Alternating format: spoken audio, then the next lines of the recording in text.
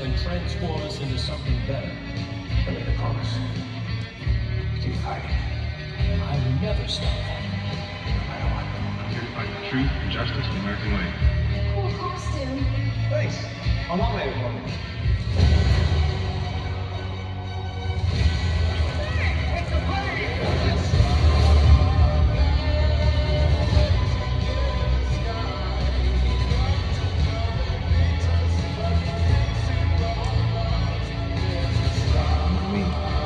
Always saving the day.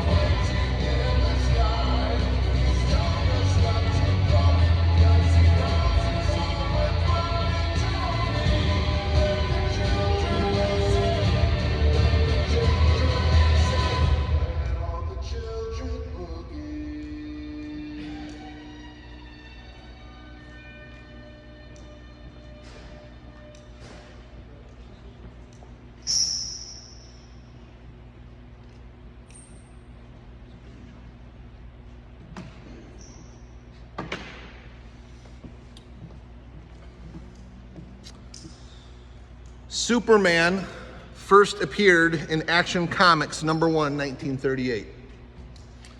He had a radio program in 1940. Newspapers, comic books, comics in the newspaper, radio, a black and white TV series, all made him incredibly popular. In 1978, Christopher Reeves first adorned the Superman blue and red. November 1992, in Superman #75, my world was changed. Does anyone remember what happened November 1992 in Superman #75? The first Superman, I believe, movie came out. Nope. Superman died. Superman died. I was a kid. Superman's not supposed to die. And my hero died. November 1992 in Superman #75. And I'm afraid it scarred me. I knew I was gonna do Superman today. This is the first of the pop culture, the superhero series that we're gonna do. Superman was always my hero. That's why I wore my red shirt today. And I got my kicking Superman socks on. Come on now, heck yeah. Since multiple movies, comic books, TV shows, toys, tons of merchandise all over the world.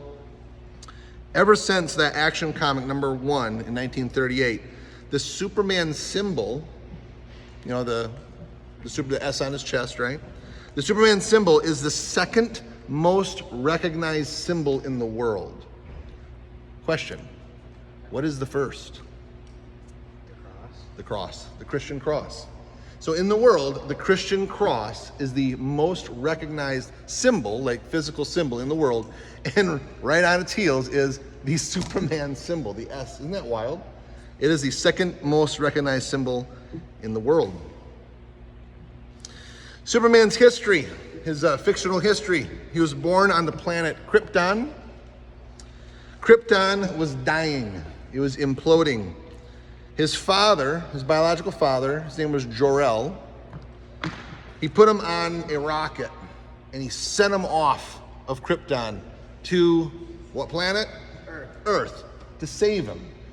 The planet Krypton was very different, but it had a similar atmosphere, similar, but not completely the same, to Earth's atmosphere. That's actually why Superman is super powered. It's because of the atmosphere. On Krypton, he was what? Normal. But you take that atmosphere with those people and you put them on Earth, and the atmosphere makes them super. They can fly, they have super strength, that sort of thing. When he was sent to Earth, he was found by a poor family. It was a husband and wife. They didn't have any kids. The town was literally called Smallville, Smallville, Kansas. Jonathan and Martha Kent found him. He grew up with them. When he turned 18, he was shown the spacecraft, he was shown the rocket that he arrived on, and the truth was made known to him that he was not born from Jonathan and Martha, but he was from another planet when he was 18. After this time, he went to what's called the Fortress of Solitude. He learned that he was not from Earth, and he wanted to learn about his history. So he went to this place called the Fortress of Solitude, which was basically, you could say, a piece of Krypton, you could say. It was a place in the Arctic where humans didn't go, and he went there, and there was archives in this fortress that told him the history of Krypton, about his father, about who he was, that sort of thing. It's also where his uniform came from, his suit came from. We'll get to that. I'll tell you what the green stuff is. Superman held a secret identity as Clark Kent, and he went to work at a newspaper company called the Daily Planet.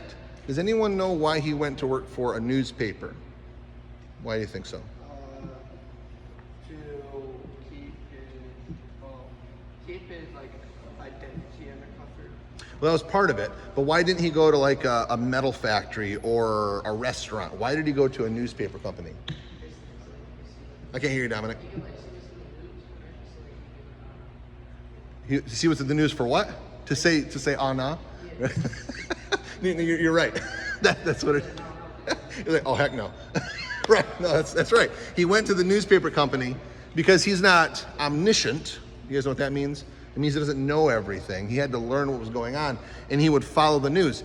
This is before the internet. This is before, mass TV, that sort of thing. So in the comics, he went to the most information-packed place he could. It'd be like us going today to like, Google. Well, now it's like Google. Going to work for Google, for example, so he could be close to the information because he decided to be not a bad guy, but a what? Or a good guy, a superhero. So he had to know where the trouble was. So foreign affairs, that sort of thing. So that's why he went to work for a newspaper company. All right. Some of his powers include heat vision, invulnerability, like heat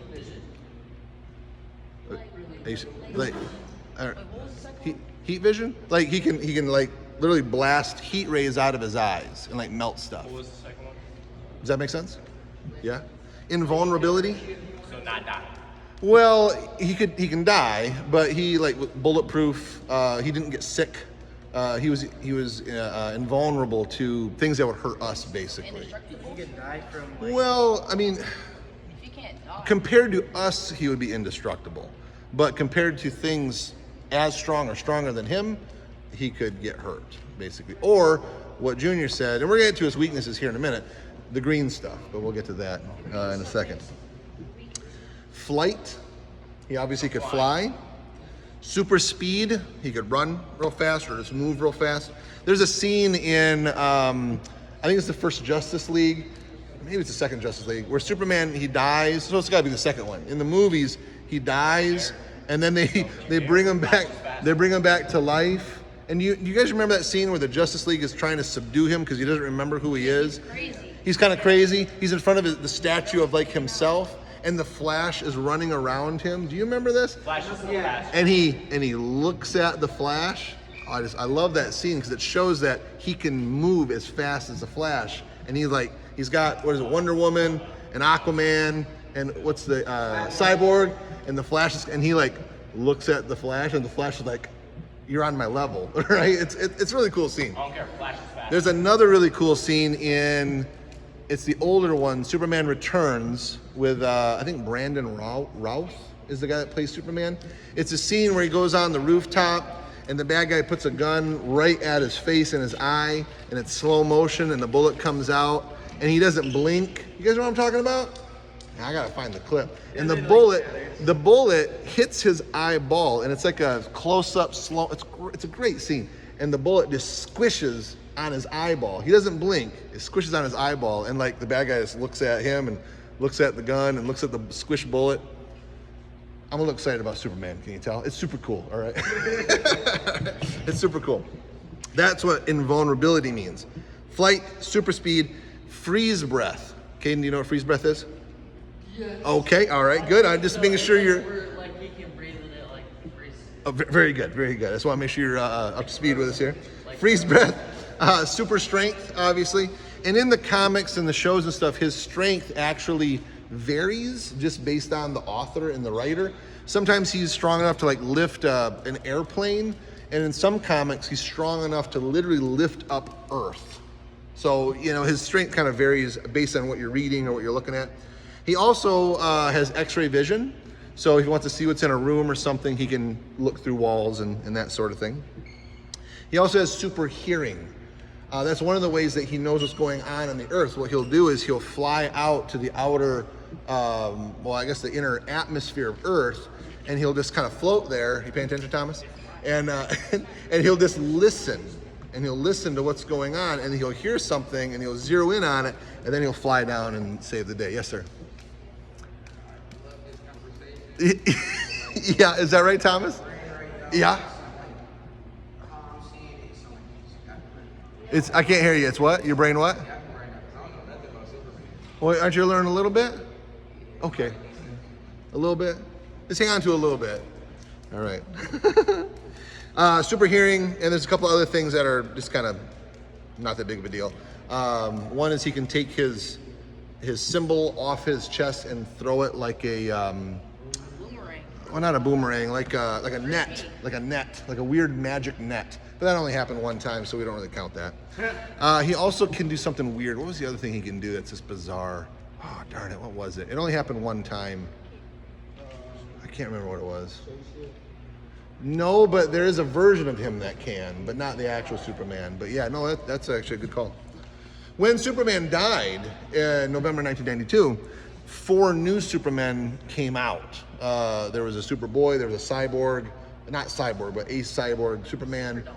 This Last Son of Krypton was another one, and then Man of Steel. There were 4 other Supermen that came about when he died. But then he came back and whooped all over those 4 because they weren't doing good stuff. Okay, weaknesses. Junior already mentioned one, the green stuff. What's the green stuff called? Who knows? Kryptonite. Is that what you're gonna say, Dominic? Kryptonite. What's cool about Kryptonite, or interesting about Kryptonite is a piece of his home world. That's what it is. And so, remember what he was like on his home world? He was what? Normal. And so when he gets close to Kryptonite, part of his home world, what does he start to become? Or normal. That's why it affects him like it does. It's not like hurting. Well, it is hurting him. It's so funny because, like you said, it makes him normal, but then you see him near Kryptonite and he just He's like, ah! he starts laying on the floor like he's allergic to being normal. I'm a human. And we're like, what's wrong, bro? You know, I can't handle this human stuff. So Kryptonite, that's like the number one thing. The reason they wrote Kryptonite into the story is the authors at DC Comics who came up with Superman, he was overpowered. He just was overpowered. And so they needed something that was kind of unusual to bring him down a little bit. Because if they didn't have something that he was weak against, I mean, the comics would actually get boring because there would be no risk, right? The other thing that he's weak against is some forms of magic. You see this in the comics and not really in the movies, in the comics more. One that you do see in the movies is sensory overload. So remember he has like super hearing, right? And he can envision and that sort of thing. He can see very far and etc. So sometimes they'll take advantage of that. Do you guys remember in Batman v Superman, one of the things that Batman did is he hit him with the sonic guns? That was noise, and so it was like freaking him out. Now he easily defeated it, but you know, that did delay him a little bit. So sensory overload does hurt him. And there's one thing he can't see through. What is it? Who knows? Nope. What? Lead. He can't see through lead. That was just another limitation, Thomas. I'm sorry, Thomas. I'm sorry. Go ahead. Were you gonna say lead? No. Oh. Oh yeah. Omega might see stuff like that is a spoof off of Superman. That's why they do stuff like that. But no, that was Copper and Megamind, right? Because what's a Superman type guy? What's his name? Mega Man? Is that what it is? Okay. It's not like Well, Mega Man's Metro Man. Yeah, that's what it. You remember in that movie? I don't know why I'm getting sidetracked here. I don't think it's actually Metro Man, but he's scaring the new bad super guy, the guy that's like in red and white, and he like flexes his calf muscles. Do you guys remember that? And it's like boom. It's just funny. I think it's funny. Okay. Oh my goodness, I need Marcus. I should ask her Oh man, you do need more. Golly. That reminds me of my college professor.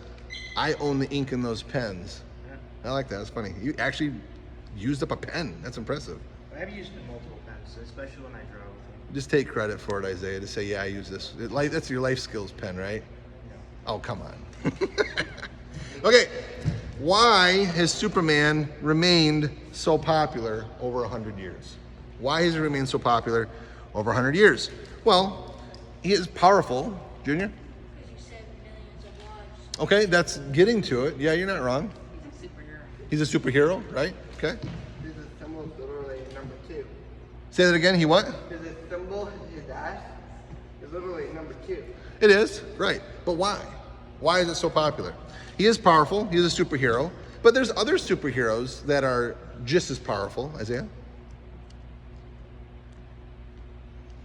Oh, did I trip you up? Did I trip you up? Looks like us. He looks, well, there's other superheroes that look like us.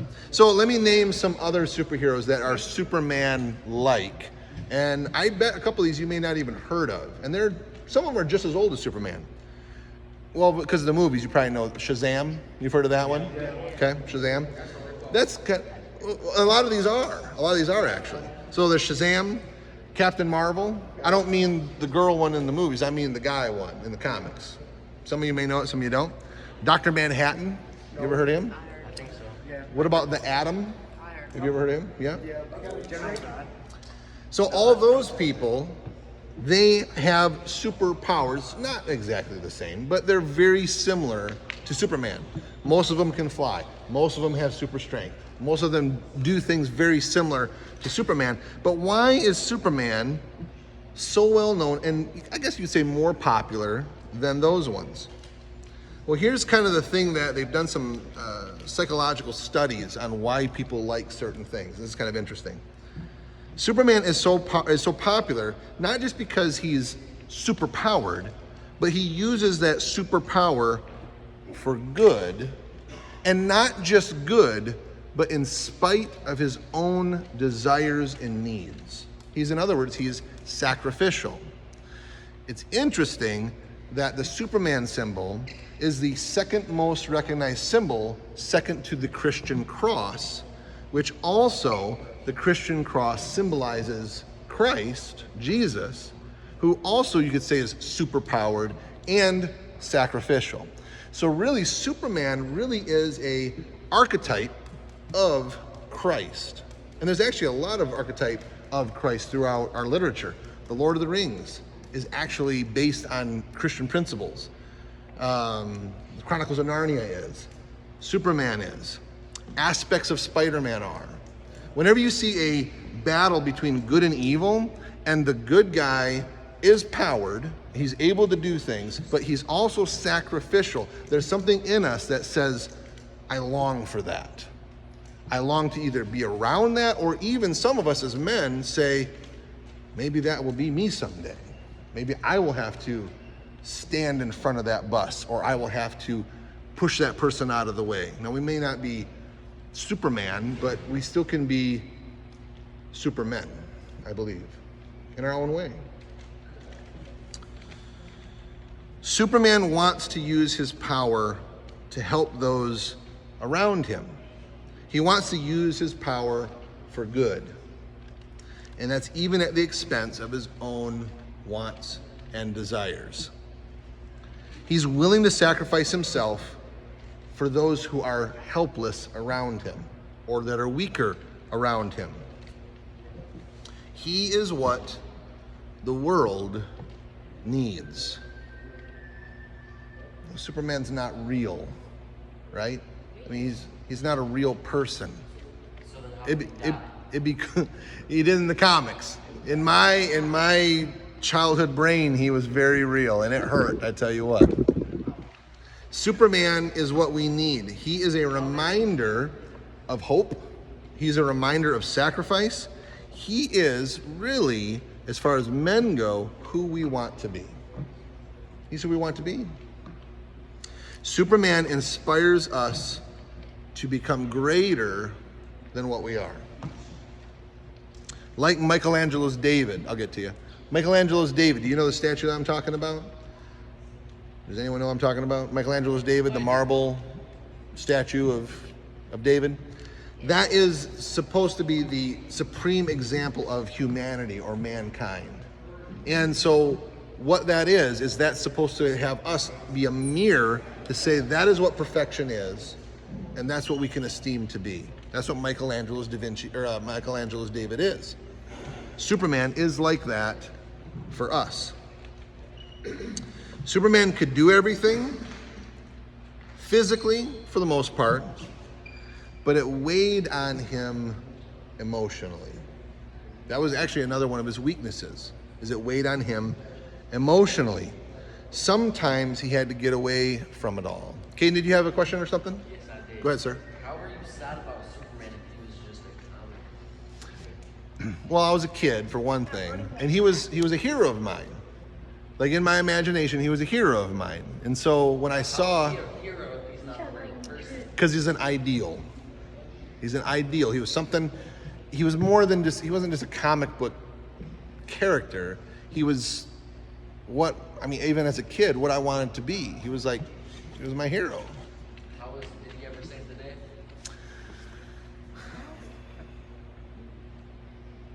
I think he did. I'm sorry. I think he did. How did he save the day? Do you know what an ideal is? Okay. So when someone shows you something, it could be something in writing, it could be an example, it could be something that aspires you to be better than who you are. That is you looking at an ideal of what you could become. I'm not Superman, right? And I couldn't ever be Superman.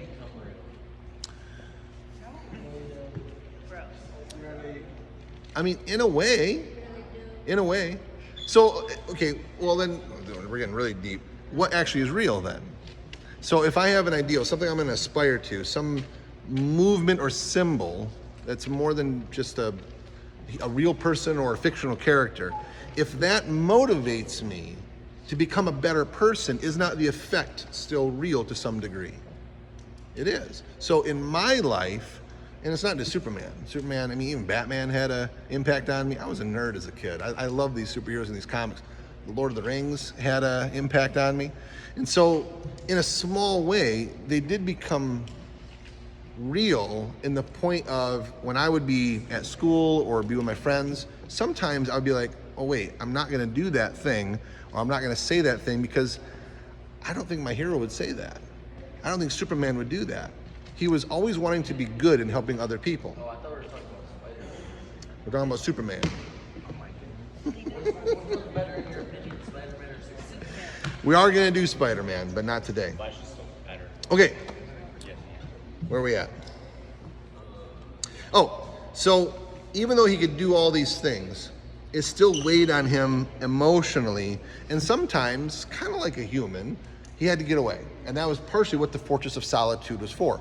It was a fortress of solitude. That's what it was called. Solitude obviously is like quiet time, by yourself, chilling. So he had this place that he could go, and through the Kryptonian technology, he actually could talk to his father, his biological father, through the technology. It's kind of like a hologram or something, you could say.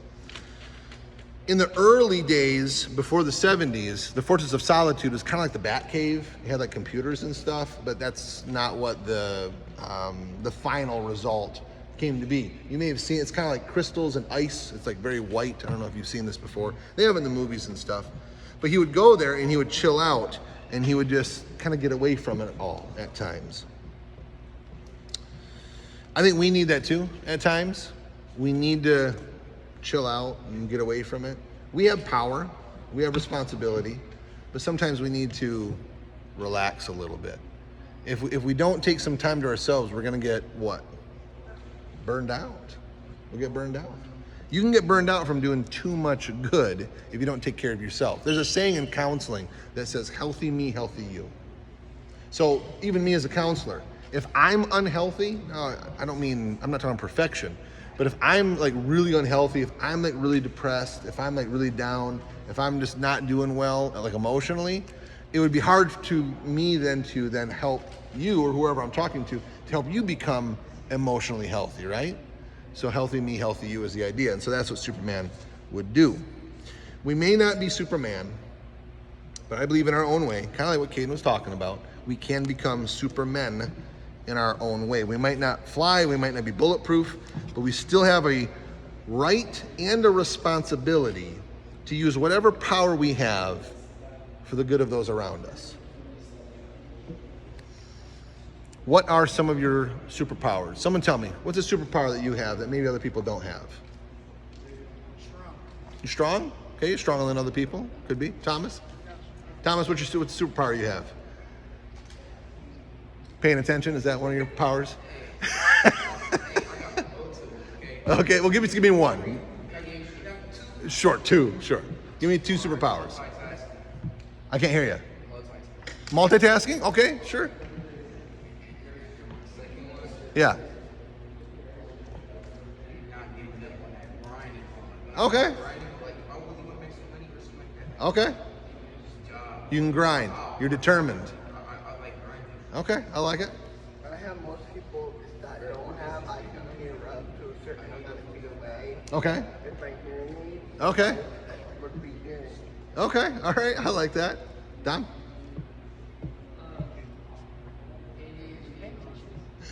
I mean, that's actually, there's some things that people have when their minds are just a little bit different, that they can really excel in certain things that other people can't. I mean, you're not wrong to a point.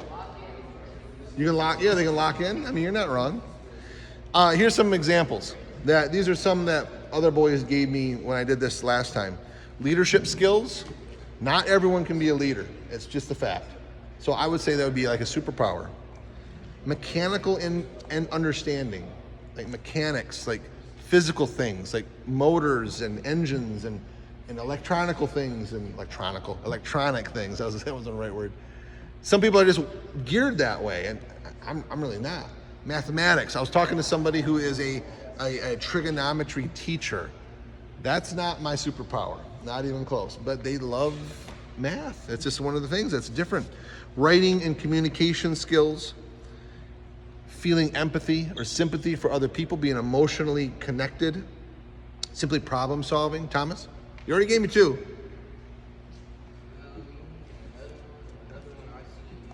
Oh, and me? Okay. Motivating people? I try, man. I really do. I do. Because there were times when I was motivated when I was you guys' age that really stuck with me. And there was times when I needed it and I didn't have it. And so every time I have an opportunity to motivate or try to inspire, especially young people, that's why I do, and a lot of people at Pineview, that's why we do what we do. We're trying to kind of push and nudge, right? That's what we're doing, and hold up sometimes. So I appreciate you saying that. Thank you, Thomas.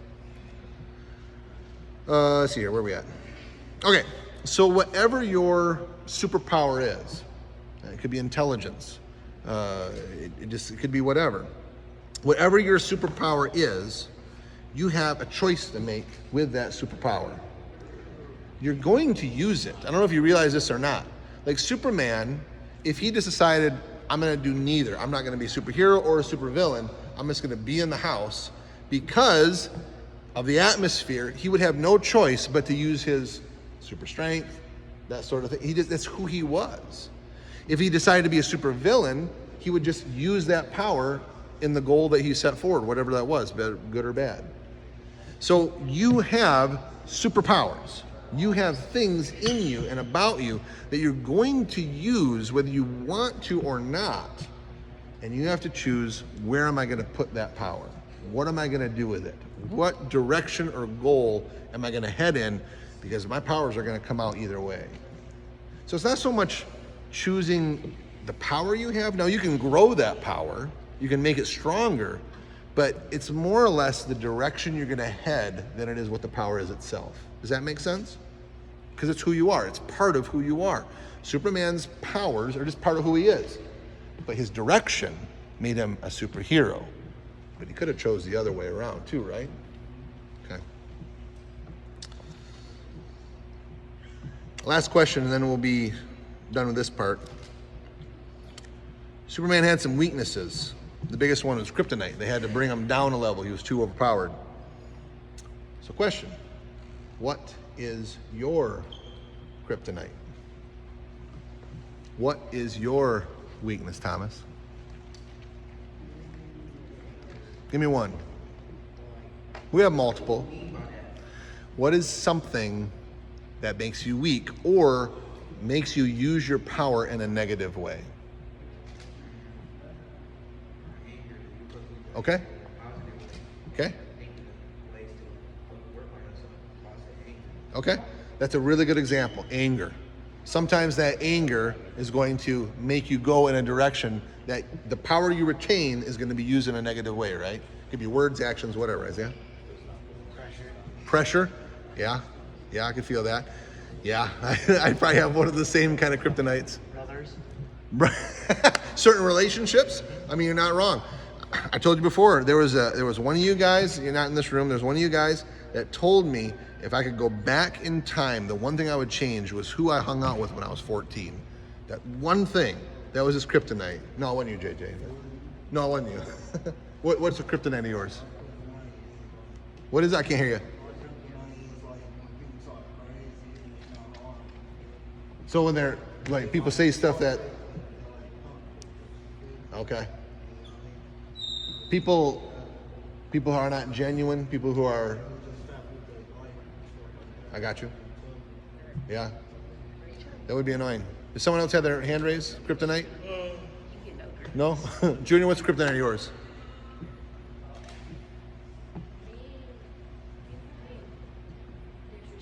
Okay. Disrespect? Yeah. Yeah. You want to know what one of mine is? Like a personal one of mine? And it's just a little thing. When I get interrupted, I'm like, I'm gonna get you.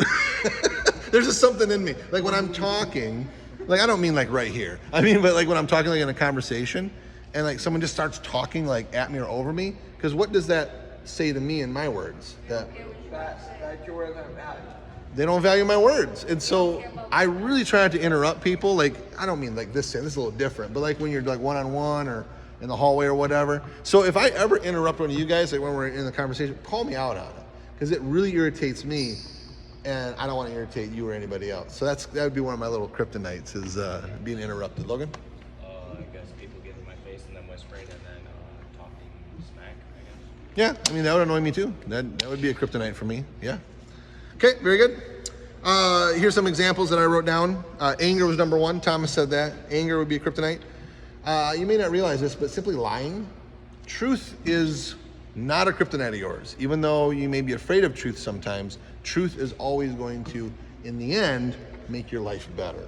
If you follow untruth, if you follow lies, it will hurt you. I promise you it will. Thinking errors. There's a certain thinking errors, thinking traps that we get into. Being unkind. This is a big one for me. Being lazy. This is maybe a little bigger kryptonite for me.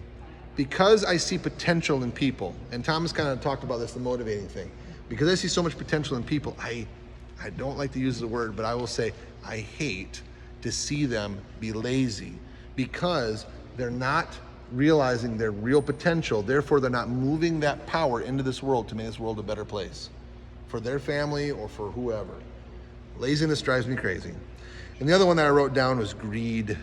If you're greedy, tell you what, some of the most greedy people I know are the poorest. And some of the most generous people I know are the richest. So being greedy or generous has nothing to do with your bank account. It has to do with the mindset. Is that you raising your hand? Oh, okay. Are you saying not me? Is that what? What is it? No. Okay. All right. Okay. Good enough. I'm gonna stop there. Yes, sir.